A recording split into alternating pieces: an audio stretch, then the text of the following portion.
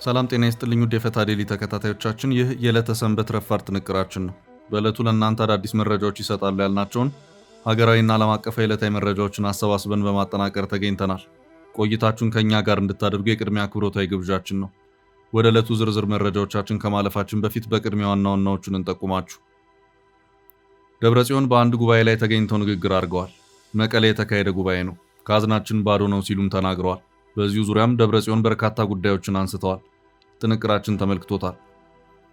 ህወሓት የድሮን ጥቃትን ለመመከት ትዕዛዝ አስተላልፏል። የድሮንና የሚሳኤል ጥቃቶችን በተመለከተ ከህወሓት በኩል ጥብቅ መልእክት ተላልፏል። ይዘነዋል። ኢሳያስ የኢትዮጵያን የባህር በር ጥያቄ ለማናጠብ ቀደም ሲል እየሄዱበት ባለው አካሄድ ላይ ጥርጣሬና ስጋት እንደገባቸው ፍንጭ የሰጠ መረጃ ወጥቷል። ኢሳያስ በጽምዶና ሌሎች ጥምረቶች ላይ ያላቸው ግምገማ ስጋት ያጫረባቸው መሆኑን የተመላከተው ከ10 ቀን በፊት ኢሳያስ ስለ ጉዳዩ ለአልቡርሃን አስመራ ላይ የተናገሩት በመረጃ ምንጮች ሾልኮ ወጥቷል። ኢሳያስ ኢትዮጵያን መጫን አደጋ አለው ሲሉ ለአልቡርሃን ያደረጉትን ንግግር ከመረጃው ይዘናል። ከአዲስ አበባ ወታደራዊ ስብሰባ ማግስት አስቸኳይ ውሳኔ ተላልፏል። አጣብቂኝ ውስጥ በገባው ጦር ጥብቅ ውሳኔ ተላልፏል። ይሰሙታል። ከአዲስ አበባ ቀጣይ ዕጣ ፈንታ ጋር በተያያዘም የተሰማ አዲስ ነገር አለ። እነዚህንና ሌሎች መረጃዎችን አካተናል። መልካም ቆይታ። አሁን በቀጥታ ወደ ዝርዝሮቹ። ቃል ገብተን በጊዜው አስረክበናል። ከአንድ ዓመት ከ5 ወር በፊት በጀሞ አንድ ላይ የተጀመረው የዳኮር ሪል ስቴት ፕሮጀክት ዛሬ ባለቤቶቹ ቁልፋቸውን እየተረከቡ ነው። ዳኮር ሪል ስቴት ቤት ብቻ አይገነባም፣ እምነትንም ይገነባል። አሁንም በጀሞ አንድ ሳይታችን ላይ ባለ 1 መኝታ 80 ካሬ እና ባለ 2 መኝታ 118 ካሬ አፓርታማዎች በልዩ ዕድል ቀርበዋል። ከ678 ሺህ ብር ቅድመ ክፍያ ጀምሮ እስከ 1.25 ሚሊዮን ብር የሚደርስ ቅናሽ፣ 70/30 የባንክ ብድር አማራጭ። ዛሬ ወስኑ፣ የነገውን ምቹ ህይወት ያረጋግጡ። 0911 057674 0926 930578 ዳኮር ሪል ስቴት በልዩነት የተገነባ።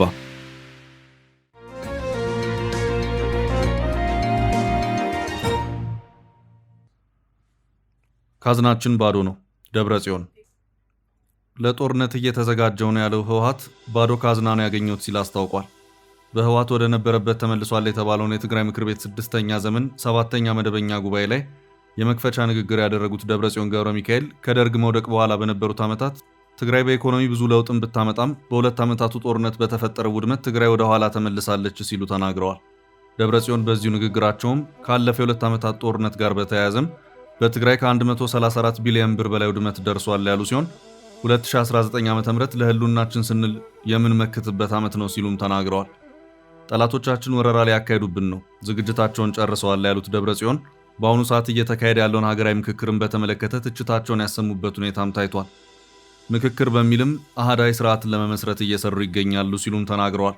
ደብረጽዮን በ2019 እንመክታለን በማለት የጦርነት እቅድ ያለ መሆኑን በድጋሚ ያረጋገጡ ሲሆን ተጨማሪ እቅድ ብለው የተናገሩትም ወደ ሱዳን የተሰደዱትን የትግራይ ተወላጆች ወደ ትግራይ እንመልሳለን፣ እንደዚሁም በኢኮኖሚ ራሷን የቻለች ትግራይን እንፈጥራለን የሚለው ነው ታይቷል።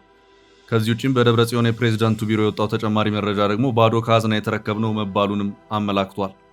ባዶ ካዝናን የተረከብነው የተባለውም አስተዳደራቸው በህወሓት ፈርሶ እሳቸውም ገለል ተደርገው የቤት ውስጥ እስረኛ ከሆኑት ከሌተናል ጀነራል ታደሰ ወረደ ነው። አሁን ባዶ ካዝናን የተረከብነው ከሚለው ቀጥሎ የተነሳው ሐሳብ ራሳችንን ለመከላከል በምናደርገው ዝግጅት ሀብት የማሰባሰብ ስራን አጠናክረን መስራት አለብን የሚለው ነው ታይቷል።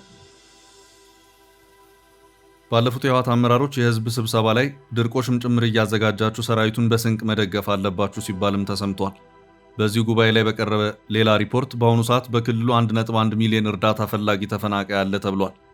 በሌላ አቅጣጫ ደግሞ እስከ አዲስ አበባ የሚዘልቅ ጦርነትን እናካሄዳለን በሚል ከቀናት በፊት በራሳቸው በደብረጽዮንና ፈትለወርቅ ገብረ እግዚአብሔር ሞንጆሪኖ በኩል ሲነገርም ተደምጧል።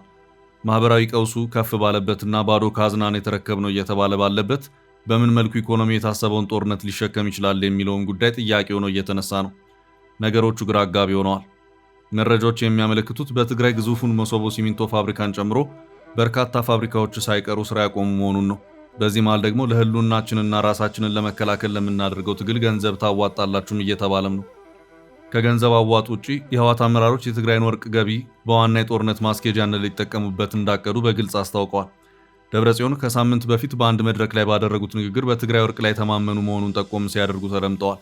ደብረጽዮን በዚሁ ንግግራቸውም ወርቁን ራሳችንን ለመከላከል እንጠቀምበታለን ሲሉም ነበር የተናገሩት። የቀድሞ ጠቅላይ ሚኒስትር አቶ መለስ ዜናዊ ልጅ ሰምሃል መለስ የትግራይ ወርቅ በወታደራዊ አመራሮቹ እጅ ያለና ሰፊ የሆነ የግብይት ኔትወርክ እንደተዘረጋም በአንድ ቃለ ምልልሷ የጠቆመችበት ሁኔታም የታየ መሆኑ የሚታወስ ነው። በኢትዮጵያ ፌዴራላዊ አወቃቀር ማዕድናትን ወደ ውጭ መላክና ገቢውን መሰብሰብ የፌዴራል መንግስት ስልጣን ሲሆን እነ ደብረጽዮን ከፌዴራል መንግስት ጋር ያለንን ግንኙነት አቋርጠናል ሲሉም ከዚህ ቀደም በግልጽ የተናገሩ መሆኑ የሚታወስ ነው። በሚዲያ ዘገባዎች ላይም የትግራይ ክልላዊ መንግስት የሚለው አጠራር ቀሪ ሆኖ የነ ደብረጽዮንን መንግስት እንደ አንድ ሉዓላዊ ሀገር መንግስት በመቁጠር ክልላዊ የሚለው ቀሪ ሆኖ የትግራይ መንግስት በሚል እንዲጠራ እየተደረገ ይገኛል።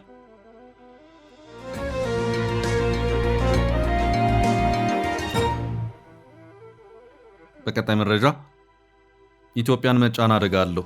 ኢሳያስ ቡርሃንና ኢሳያስ የኢትዮጵያን የባህር በር ፍላጎት ለመገደብ የተነጋገሩት ከ10 ቀናት በፊት የሱዳን ጦርና የሉዓላዊነት ምክር ቤት መሪ ጀነራል አብዱልፈታህ አልቡርሃን አስመራ ላይ ተገኝተው ነበር። በወቅቱ በአልቡርሃንና በኢሳያስ አፈወርቂ መካከል ስለተደረገው ምክክር ተዘግቦ የነበረ ሲሆን ሁለቱ መሪዎች ስለ ሱዳንና ስለ ቀጠናው ጉዳዮች መነጋገራቸው ይታወሳል።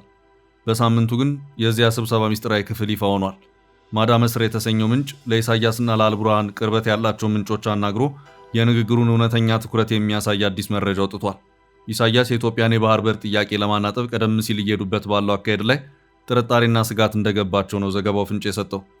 አልቡርሃን ወደ አስመራ ያመሩት በዋናነት ዋሽንግተን እንደ አዲስ ካቀረበችው የሱዳን የተኩስ አቁም ስምምነት ማዕቀፍ ጋር በተያያዘ ከኢሳያስ ምክር ለማግኘት መሆኑ ተገልጿል። ሁለቱ መሪዎች በተጨማሪም የደህንነትና ጥበቃ የጋራ ስምምነት አድርገዋል። በንግግራቸው መሃል የኢትዮጵያ ጉዳይ የተነሳ ሲሆን ኢሳያስ ለአልቡርሃን ኢትዮጵያ እያሳየች ያለችው ጽኑ የባህር በር ፍላጎትና እየጋለ የመጣው ጥያቄዋ እንዴት ሊገታ እንደሚችል አቅጣጫ አመላክተዋቸዋል። ከአስመራ እስከ ካርቱም እስከ ካይሮ እየተሄደበት ያለው አካሄድ የኢትዮጵያን ጥያቄ በተቃራኒው ሊያባብስ እንደሚችል ነው ኢሳያስ ለአልቡርሃን ገለጹላቸው። ከሱዳን የእርስ በርስ ጦርነት መጀመር ወዲህ አስመራ የፖርት ሱዳን ጥብቅ ወዳጅ ሆና ብቅ ያለችው ሲሆን የሱዳን የሰላም ንግግር ሀሳቦችና ምክሮች ሳይቀሩ በአስመራ በኩል ወደ ፖርት ሱዳን እያለፉ ይገኛሉ።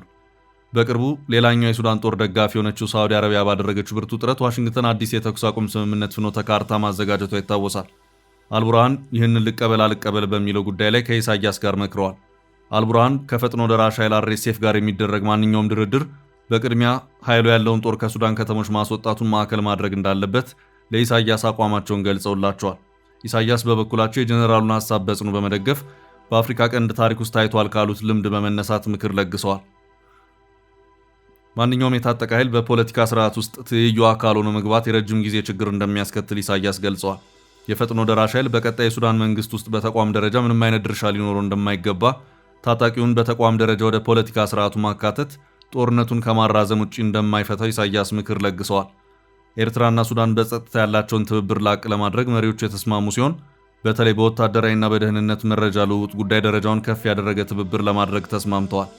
በምስራቃዊ ሱዳን ክፍል በጋራ የድንበር ደህንነትና ጥበቃ ለማድረግ መግባባታቸውን ማዳ መስር ትላንት ቅዳሜ ባወጣው ዘገባ አመልክቷል። አልቡርሃንና ኢሳያስ የሁለቱን ሀገራት የስደተኞች ፍሰት ለመቆጣጠርም ተግባብተዋል። የዜና ምንጩ ከኢሳያስ በኩል የተነሳውን የኢትዮጵያ አጀንዳ የጠቀሰ ሲሆን ኢትዮጵያ ከሶማሊላንድ ጋር የመግባቢያ ስምምነት ከፈረመች ወዲህ በሱዳን በኤርትራና በግብፅ ዘንድ ስጋት ሆኖ የታየውን የቀይ ባህር ተደራሽነት ፍላጎት በንግግራቸው ማንሳታቸውን ገልጿል። ኢሳያስ ኢትዮጵያን ይህንን ፍላጎቷን ከመግፋት ለማስቆም በውስጥ ያሉ ኃይሎችን በመጠቀም የሚደረግ የፖለቲካ የግጭትና የኢኮኖሚ ጫና ሀገሪቱ አጀንዳውን ይበልጥ አጠናክራ እንድትይዝ ሊገፋት እንደሚችል ለአልቡርሃን አብራርተውላቸዋል። ይህም ግብፅም ሱዳንና ኤርትራ እያደረጉት ያሉትን በውስጥ ጫና የመፍጠር አካሄድ ጥያቄ ውስጥ መግባቱን ያመለከተ ሆኗል። የኤርትራ መንግስት በኢትዮጵያ ያሉ ታጣቂዎችን ያለ ልዩነት እንደሚደግፉ ይታወቃል። በቅርቡ የህወሓት ቡድንን ከዚህ ጋር በዚህ ጉዳይ እየደገፉ እንደሆኑ ቢታመንም ኢሳያስ በራሳቸው አካሄድ ላይ ጥርጣሬ እንዳላቸው ነው የመረጃ ያመለከተው። ውይይቱም የኢትዮጵያ ውስጣዊ ፖለቲካና ኢኮኖሚ ጫናዎች እንዲሁም በሱዳንና በኤርትራ ላይ ሊኖራቸው በሚችሉ የደህንነት ተጽዕኖ ዙሪያ ማተኮሩን ከሱዳን ዲፕሎማቲክ ምንጮች እንዲሁም ለፕሬዝዳንቱ ቅርበት ካላቸው የኤርትራ የፖለቲካ ምንጭ እንደሰማ ነው መዳ መስር የዘገበው። ኢሳያስ ቃል በቃል በኢትዮጵያ ሀገር ውስጥ ተግዳሮቶች መጨመር አዲስ አበባ የባህር መዳረሻ ለማግኘት የምታደርገውን ዘመቻ ሊያፋጥነውና አጀንዳውን ይበልጥ እንድታጠናክር ሊያነሳሳት እንደሚችል ነው ለአልቡርሃን ያሳሰቡት። አልቡርሃን በበኩላቸው በአሁኑ ወቅት በአፍሪካ ቀንድ የባህር ሚዛንን ለመቀየር የአንድ ወገን ሙከራ እንደሚታይ ገልጸው ይህ የቀጠናውን ስርዓት እንደሚያናጋ በመግለጽ የኢሳያስን ሐሳብ ደግፈዋል። የኢትዮጵያ ይህ ፍላጎትና እንቅስቃሴ በካርቱምና በአስመራ መካከል ያለውን ትብብር የበለጠ ማሳደግ እንደሚያስፈልገው፣ የኢትዮጵያ የባህር በር ፍላጎት የሁለቱ ሀገራት የጋራ ስጋት መሆኑን ለኢሳያስ ማረጋገጣቸውን፣ ለዚህም ካርቱምና አስመራ ዘላቂ በሆነ መልኩ መቀናጀት እንደሚያስፈልጋቸው አልቡርሃን መግለጻቸውን ማዳ መስር ዘግቧል።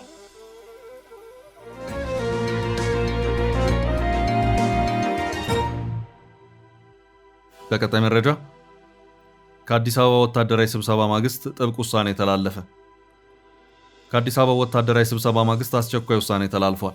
በቅርቡ በአዲስ አበባ በተካሄዱት ቀጠናዊ ስብሰባዎች ላይ የተነሱ ስጋቶችንና የአፍሪካ ህብረት የሰላም አስከባሪ ጦር እየገጠመው ያለውን ከፍተኛ የገንዘብ እጥረት በተመለከተ ውሳኔ የተላለፈው።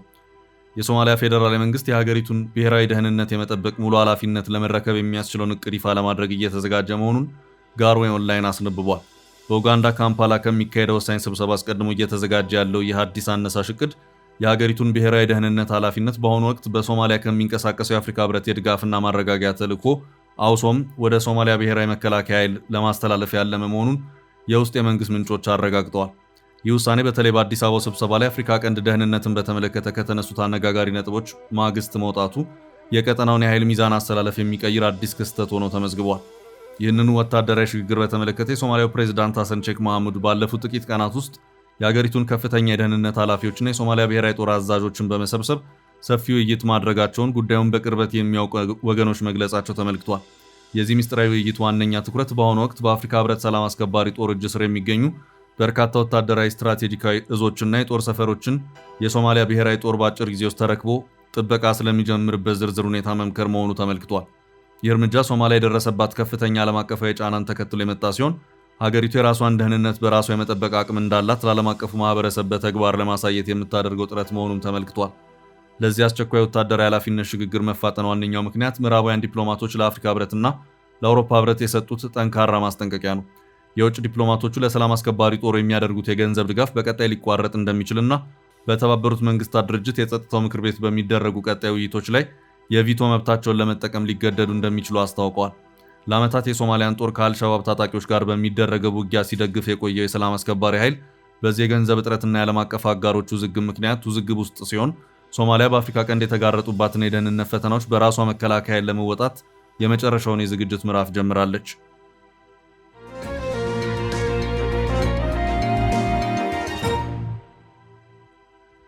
ወደ ቀጣይ መረጃ አለፍን። በአዲስ አበባ ጉዳይ ሁለት አማራጮች ቀሩ። የኢትዮጵያ ሀገራዊ ምክክር ጉባኤ በ11ኛው ቀን ውሎ በንዑስ ቡድን ደረጃ ሲደረጉ የነበሩ ምክክሮችን ማጠናቀቁን ሀገራዊ ምክክር ኮሚሽን አስታውቋል።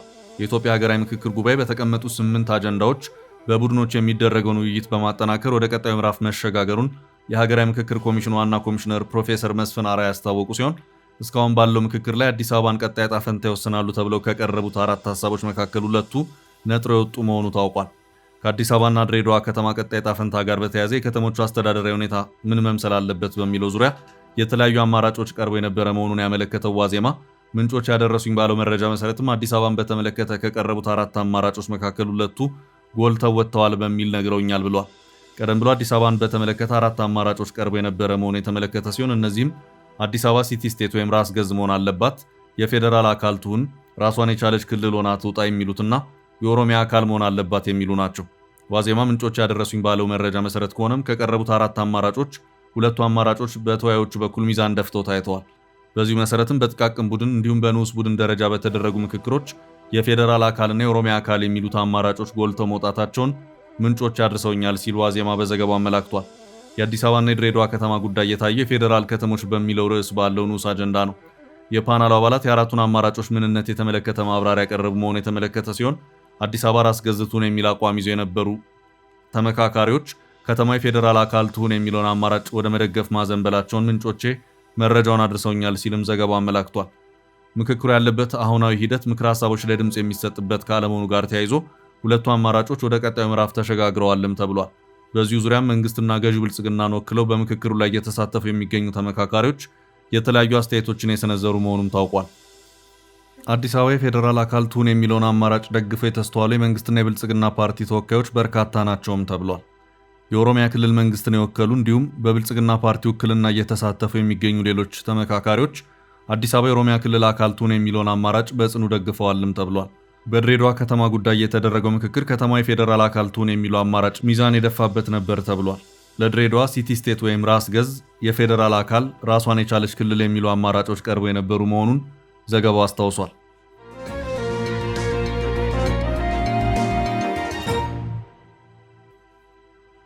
ወደ ቀጣይ መረጃ አለፍን። ከድሮንና ሚሳኤል ጥቃት ተደበቁ ህወሓት።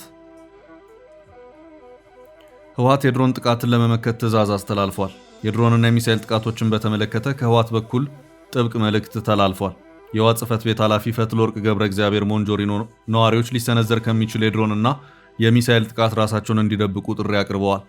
ኃላፊዋ በንግግራቸው የዳበሩና የበለጸጉ ሀገራት እንኳ የድሮንና የሚሳኤል ጥቃቶችን ሙሉ በሙሉ መከላከል እንደማይችሉ ጠቅሰው ነገር ግን በእነዚህ ሀገራት በዜጎች ላይ ብዙም ጉዳት የማይደርሰው ጠንካራ የሲቪል መከላከል ዘዴን ስለሚጠቀሙ መሆኑን አስገንዝበዋል።